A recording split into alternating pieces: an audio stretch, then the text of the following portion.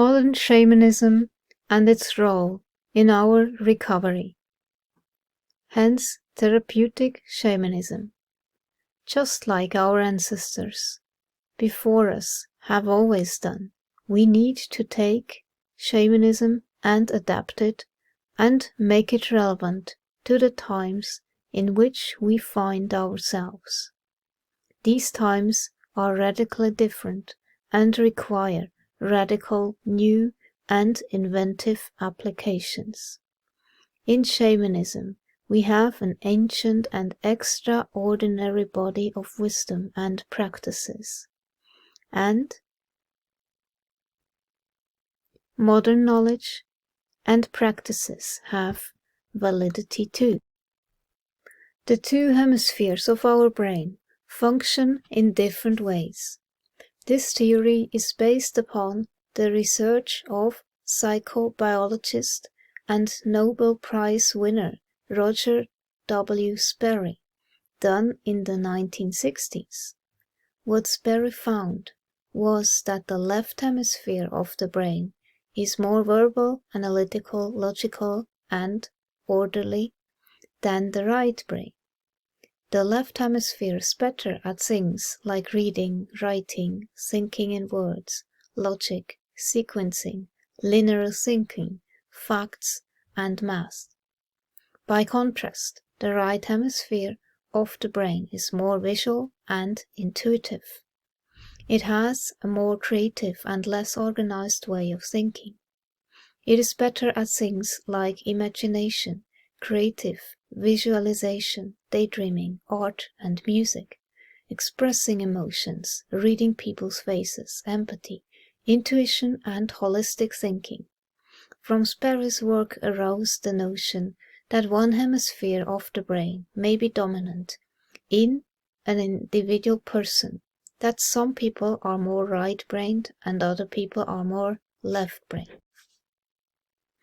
Of course, we know by now that everything we do involves both hemispheres of the brain, whether what we are doing is logical or creative, factual or metaphorical.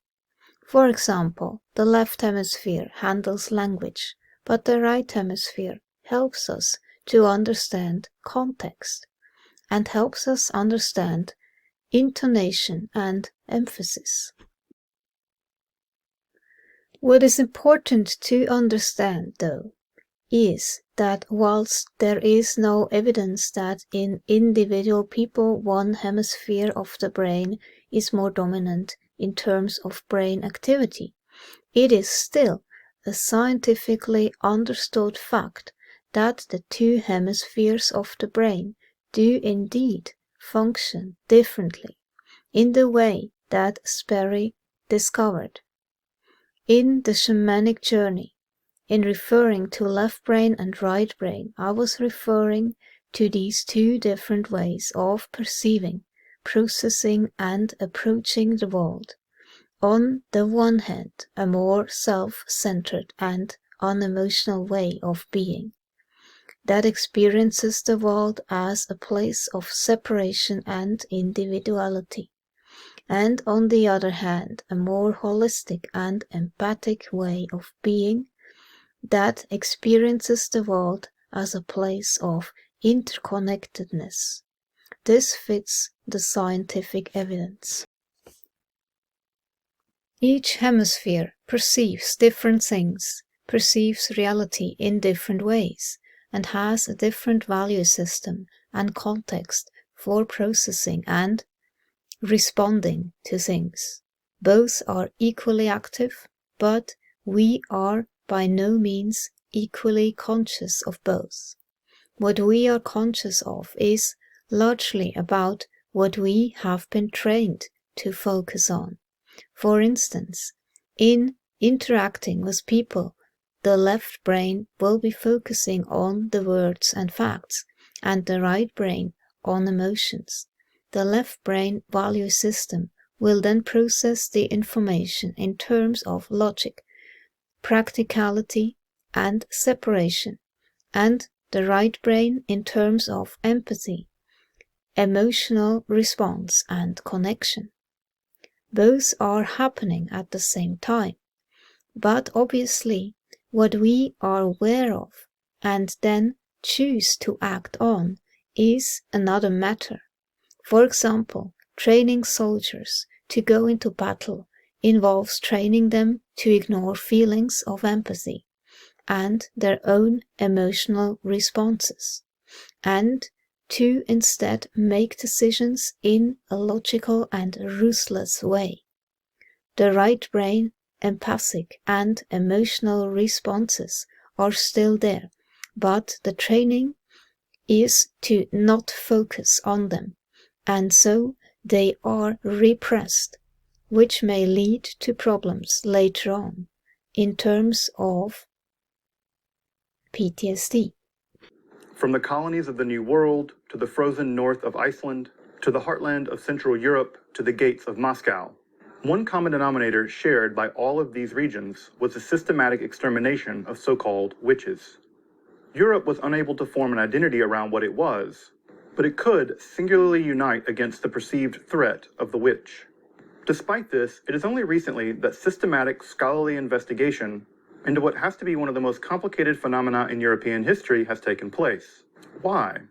I think the answer here is perhaps shame or embarrassment, that a continent could collectively engage in mass murder based upon senseless metaphysical conjecture, quote-unquote spectral evidence, the illogic of conspiracy theory, and widespread cultural misogyny simply doesn't paint a very rosy picture about the past.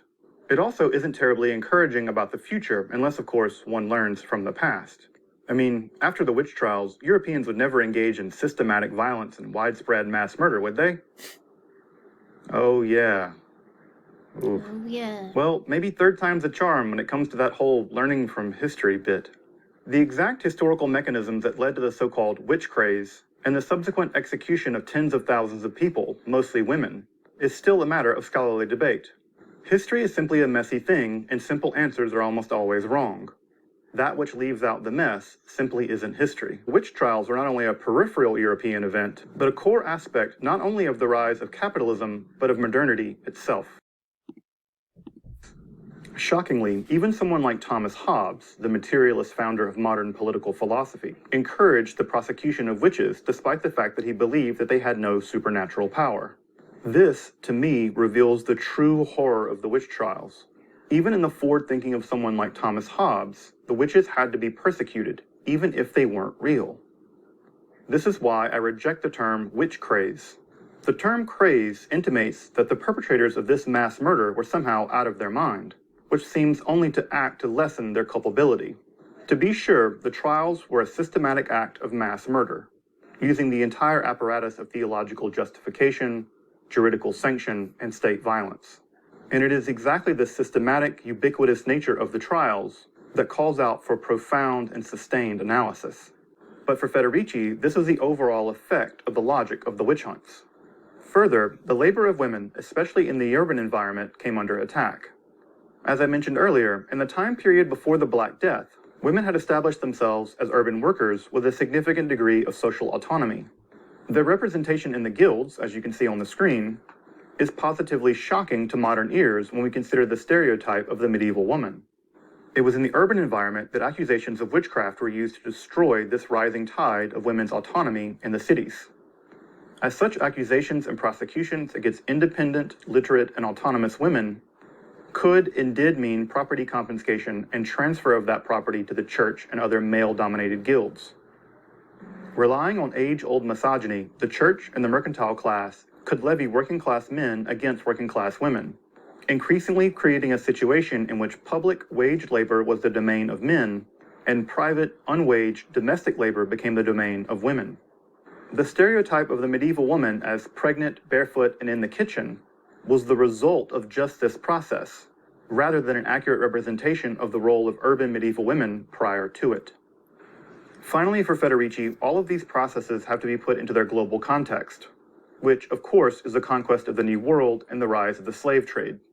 Federici sees the witch trials and the devaluation of women's labor in the European context as a kind of beta test for the logical conquest, colonial expropriation, and slavery. In her analysis, it's crucial to see the link between the early understanding and representation of the indigenous peoples of the Americas as cannibals, pagans, and devil worshippers, alongside the similar image of the European witch. If the so-called witch could be expropriated of her labor, her land, and her life for the secret crime of witchcraft, then so much more could an entire population of people who actively and publicly reject the Christian faith.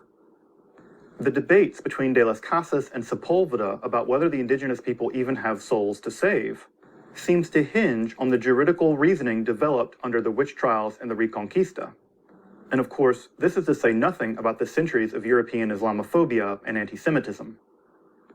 The witch trials seem to end just as capitalism and eventually liberalism had gained hegemony over Europe and the Americas, following the defeat of the peasant rebellions led by people like Thomas Müntzer, the suppression of women's bodies and their control over fertility technologies, and the domination of the early worker in the proto-factories.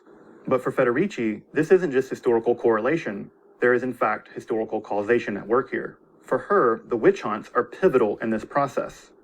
They were a key part of the so-called primitive accumulation of capital that underwrote the transition from feudalism to capitalism. In her analysis, both modernity and capitalism were built, in significant part, by trials that left tens of thousands of women brutalized and murdered. The trials of these European women would become a grim harbinger of what would unfold in the Americas and Africa. I used left brain as shorthand to describe a more logical, rational approach to the world, a way of operating that is less emotional and empathic, and more concerned with physical reality, self, and separatedness. I used right brain as shorthand for a more metaphorical, non-linear, imaginative, and spiritual approach to the world, a way of being that is emotional and empathic and filled with a sense of interconnectedness. In short, a more shamanic way of approaching the world. Part of shamanism and animism is a deep connection and compassion for all of life, and a way of living that is in the right relationship with others, both human and the more than human too. Only a few decades ago, shamanism was in a dire state in most places. Shamans had been ruthlessly persecuted for centuries. The witch is perhaps one of the most enduring ideas in civilization itself. Not just Western civilization, but all of civilization. We have ideas of witches and witchcraft going all the way back to ancient Sumeria, the very earliest civilizations that we have in record. And witches are depicted in every major work of art and literature, going back to the very beginning of art and literature. This is the earliest depiction we have of a witch on a broom. This image is from a 1440 manuscript that is in fact a very long French poem. But you're looking at the very first time depicted in art, a witch flying through the air on a broom. But to be certain, the image of the witch reaches back to the very cradle of civilization, stretches into the Greek and Roman period, all the way through the Middle Ages and until now. So I'm going to be using the term witch to describe that giant crazy conspiracy theory. Is that what we're learning is that magic absolutely thrived during the medieval period, and it thrived at every level of society. We have, and in fact, it thrived at every level of society, and there were various forms of magic that one could practice in medieval Europe if you were so inclined to.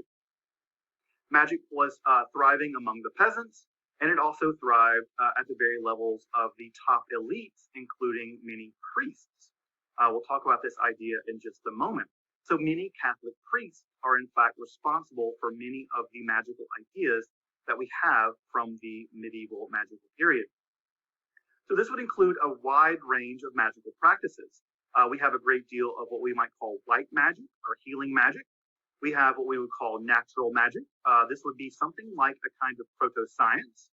This was practiced, for instance, by people like Roger Bacon, who studied what they thought were the magical properties or the occult properties of stones to uncover their magical properties. This would include also what is called astral magic or astrological magic that was imported primarily through the Islamic lands of Spain and the Islamic world. And this would also include black magic, what we might call necromancy or demonic magic.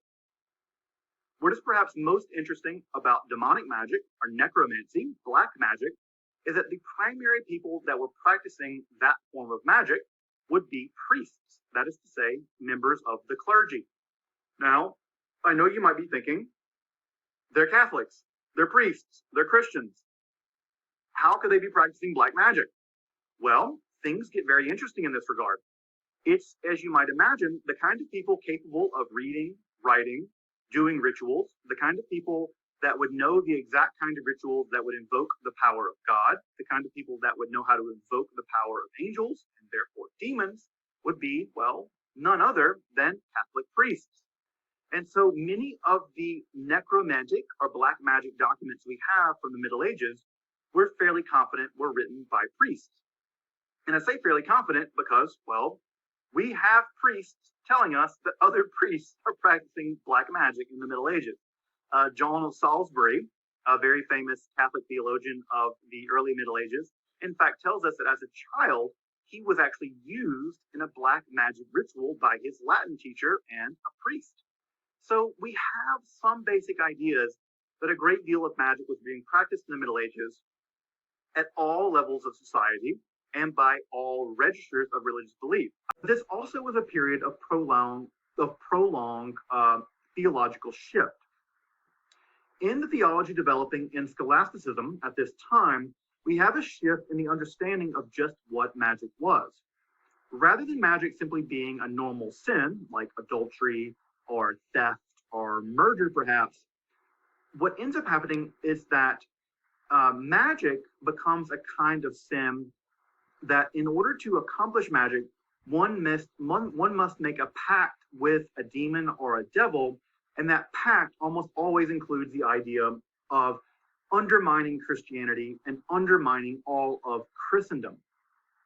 And so rather than sorcery becoming a normal kind of sin, like stealing, we have sorcery becoming a kind of heretical idea, that by becoming a sorcerer or becoming a witch, one is not just guilty of a crime of sin, one is in fact trying to undermine all of Christianity by joining into the league of the devil himself. So as you might imagine, right, the idea of the covenant, the idea that Christ established a new covenant with Christians was a very powerful idea in Christianity. And the idea that if you sign or declare a pact with the devil, then clearly you are attempting to undermine Christendom. And overall, this idea where you meld together the idea of sorcery and heresy and the idea that you are undermining all of Christendom by becoming in league with the devil, this new sin is sometimes referred to as diabolism. You can see here a young gentleman using the power of astrology here, the sun and the stars, to summon a demon here on the left from a medieval manuscript. This is an interesting depiction of summoning a demon within a magical circle using astrological power. This very much reflects the idea of demonic summoning by a so-called learned magician during this period. This uniting of the idea of sorcery and heresy, but not just sorcery and heresy, but heresy as a kind of corporate task, right? That when you become a magician, you're not just committing a sin, but you're engaging in not just heresy, but a heresy which seeks to undermine all of Christendom, is a dramatic transition in the understanding of magic as an idea in Western Europe in the high Middle Ages. This primarily occurs in the 13th century. And it's during this period that we begin to see the first prosecutions of a non-political character. So the earliest person we have, one of the earliest people we have executed during this transitional period is Alice Kittler. Alice Kittler was an Irish woman who was executed for witchcraft, who was a prosecutor and eventually prosecuted for witchcraft. And we have a gentleman named Stedelen, who was executed for witchcraft in 1397 in Switzerland. Switzerland is going to become one of the hotbeds for witchcraft prosecution during the early modern period. And it's through this period that we begin the slow march to building up the composite idea of the witch. right? So prior to this, we have sorcerers and perhaps sorceresses, but we have increasingly a transition from the idea of the sorcerer reading a book to summon a demon to the idea of the witch selling her soul in order to get power, therefore joining the League of the Devil himself. This was so significant that the University of Paris actually had to pass a decree in September of 1398, around this time of the year, telling their students to stop practicing black magic. That we have a really interesting circumstance that black magic was clearly being practiced. If you're curious about the document there on the right, this is a necromancer's manual. That is to say, a black magic manual that was published or written down by, sometime around 1450 in the midst of the witch hunts, which we'll talk about in just a moment, somewhere in Germany. This black magic manual, which is very fascinating, contains all kinds of spells for turning invisible, for making people fall in love with you, for summoning castles, for resurrecting the dead. And we have very little doubt that this was in fact written by a member of the clergy. What you're seeing on the page right now are various kinds of symbols for summoning spirits representing the various planets, Saturn, Jupiter, etc., in order to perform astrological magic.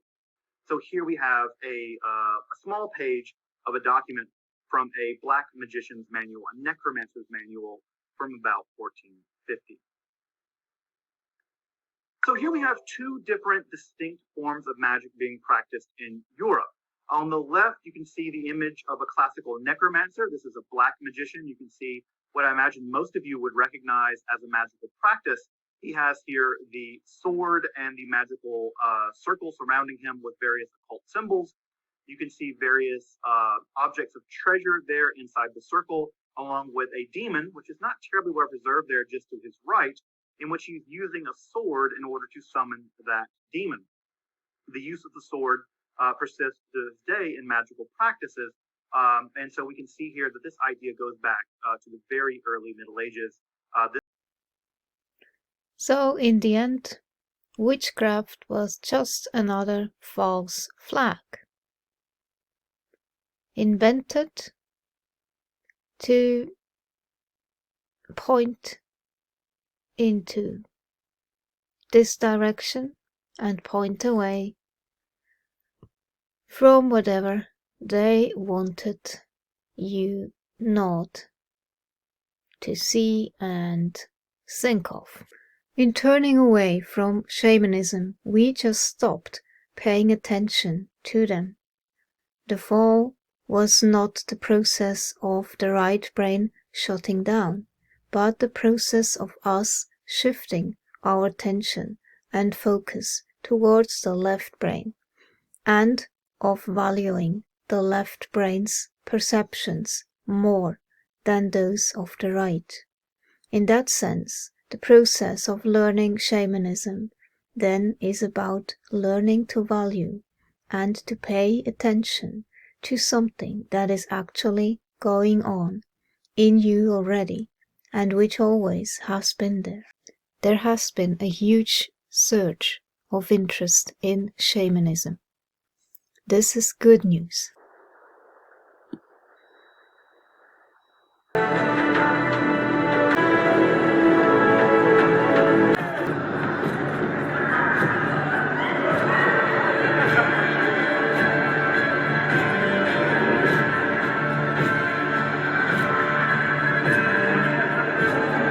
The fundamental reason we are in this mess is because of our profound separation and disconnection. Essentially, massive soul loss and power loss. Shamanism is precisely the thing that understands soul loss and power loss, and how to treat them. This is central to shamanism, completely at the heart of it. We would not be in this mess, in the first place, if we had not turned our backs on shamanic practice. If we are really to survive, to really treat the underlying causes of the mess we are in, and not just the symptoms, then we need shamanism back. Now, the ceremonies are absolutely mind-blowing. You have 3 shamans all singing their own Icaros. It comes together into this powerful cacophony of sound. It just blew me away. It is like nothing else I've ever heard. Simply amazing. Now, at some point during the ceremony, you'll be brought in front of the shaman, where one of them will sing a personal Icaro to you based on the intentions that you set during the day. And this makes the experience very personalized and creates a deep connection with the shaman. I really appreciated this. However, the times in which we now live and the challenges we now face are unprecedented in human history. If nomadic hunter-gatherer tribes moved from living in a forest to living in open savannas or in an Arctic tundra, they would have had to learn to live and work with different animals, plants, and spirits.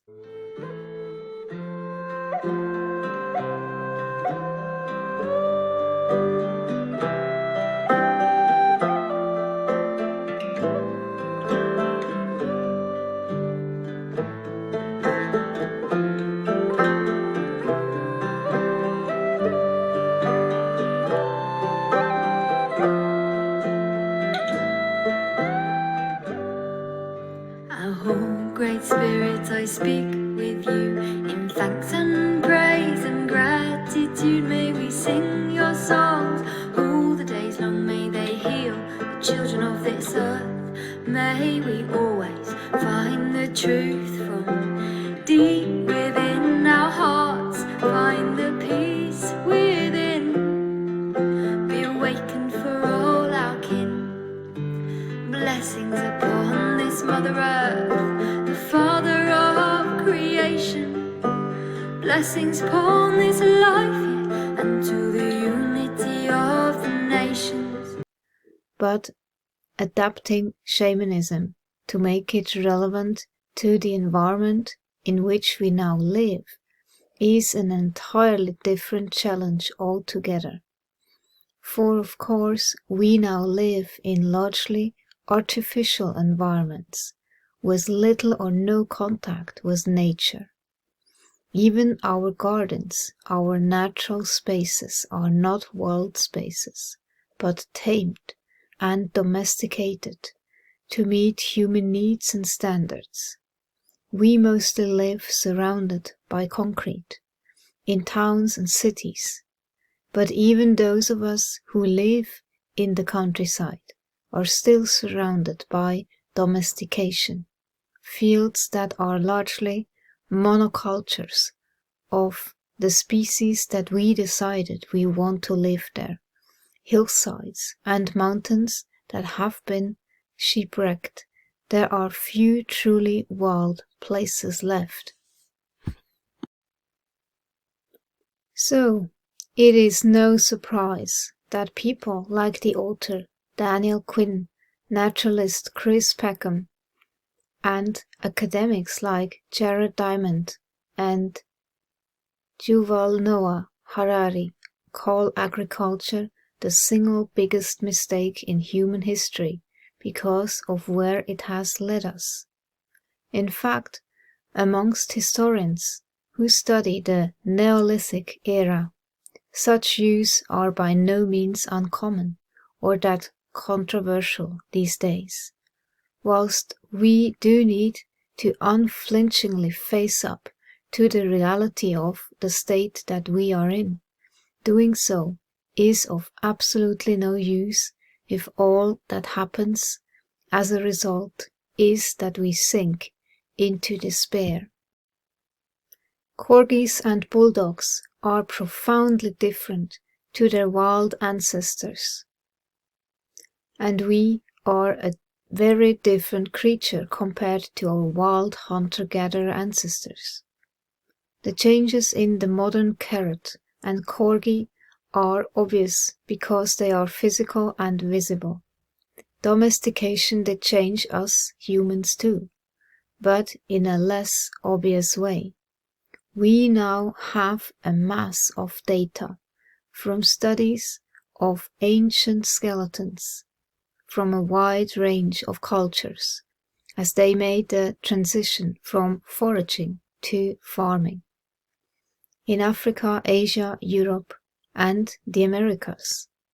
The studies show that in all cases, people's height decreased and overall health declined as a result of moving to agriculture. This announcement, it wins the prize. It's a full house of desperate insanity and transparent wickedness. Someone on Telegram asked me to cover this. You see, I do read the comments, and it's a sign of how desperate these people, well, it's a sign of how mad they've gone. Animal rights group PETA have demanded men who eat meat should be banned from having nookie, it says here. No nookie for men who eat meat. Okay, yeah.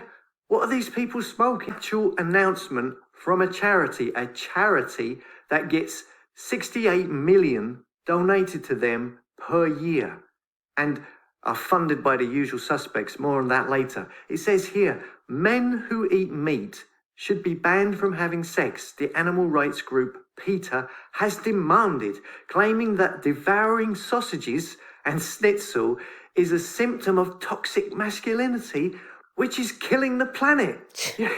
Okie dokie, whatever you say, you loons. So not only are sausages killing the planet, but it's also the men eating the sausages. It's the sausages that you eat that makes your masculinity toxic. Man plus sausage eaten equals toxic man, yes? Is that what you're trying to say? Man who eats schnitzel equals bad, nasty man who is toxic. And this combo of sausage and bad, nasty man, it's killing the environment, they're saying. You understand? Don't ask any questions. Just believe what they are telling you, no matter how crazy it sounds. And there's more from these loons. It says here, PETA demands a sex ban for all meat-eating men and called on women to go on sex strike to save the world. These people are Fruit Loops. PETA, People for the Ethical Treatment of Animals, are a non-profit organisation with 9 million members worldwide, who, if they ever had any credibility, now have absolute ground zero credibility. These weirdos are going public and they're actually asking women to go on nookie strike to withdraw their sexual attention to get their partners, their husbands, to go vegetarian and stop eating those wicked, evil sausages of Satan, Baphomet bangers, that once are devoured by men are turning them into nasty, bad, toxic men. Obviously, the fall has resulted in enormous damage. Thankfully, though, in the process of our post-fallen recovery, we have also learned a lot. The last 100 years or so have seen the development of psychotherapy, just as shamanism is specifically designed and equipped to deal with the problems of soul loss and power loss. Psychotherapy, or at least any deep psychotherapy, is specifically designed and equipped to deal with the issues of the underworld. It provides a set of specialist tools and knowledge to deal with the issues involved in healing and developing a healthy middle world self, and in finding a healthy way to live in modern society. Sometimes look at this stuff on the internet, especially recently, and I wonder to myself, is this World Wide Web, this internet, this trap, is it making people go mad? Is it making people go crazy? And I think it is. I think these control freaks, the ones making these stories, are maybe more subject to going insane than the people that they aim it at. This is some desperate nonsense. They are losing their minds. They claim that men devouring sausages is a symptom of toxic masculinity. Toxic masculinity. That's just some made up crap to create division, between genders. Excellent. This story, and many other similar articles are yet more attempts at poisoning the well of society. They're trying to divide everyone. Nearly everything you see in the media is coming from an angle to get you all fighting one another because it's divide and conquer. It's order out of chaos. Always trying to antagonize one part of society so they go against the other. Don't fall for this. Our repressed underworld material is both a symptom of, and most crucially, a maintaining cause of the problems that we now face in modern life. And since it is a problem that traditional shamanism had little or no knowledge of, and never had to face, traditional shamanism on its own has limits as to how much it can now help. For example, in traditional shamanism, if a soul part was lost, say through shock, illness, bereavement, or some other kind of trauma, essentially, what the shaman needed to do was to find the lost part, retrieve it, and return it to the person who it belongs to. However, earlier on I said that one of the reasons we suffer soul loss is that we send part of our own self away in order to fit in. Let that sink in. Precisely because of domestication and the fall. This is by far and away the most common form of soul loss in modern times. They are very good at trying to make you angry and hate other people. The reason is obvious. They need every section of society against each other because together people are powerful, because naturally people are good, kind. They want to be happy. They want to make other people happy. They want to live in harmony with one another. But these people don't want that. They want to create disharmony so they can control you and enslave you through divide and conquer. So, yeah, I think at the moment the internet could well be now starting to drive people crazy. And those people who are involved in dreaming this rubbish up to divide people for whatever agenda they may have, they might be the first to go nuts. Unless this conflict is recognized and addressed, then usually any soul retrieval done is at best likely to be only partially effective and unlikely to be permanent. The second problem is that soul part was sent away for a reason. It was sent away in order to try and survive and fit into modern day life. If that part is then returned, and it is a wild, authentic, and deep soul part, then how do we live with that in the modern world? How does that part of us fit into modern day life, into our family and our work environment? As I said earlier, modern society does not want people to be whole and powerful.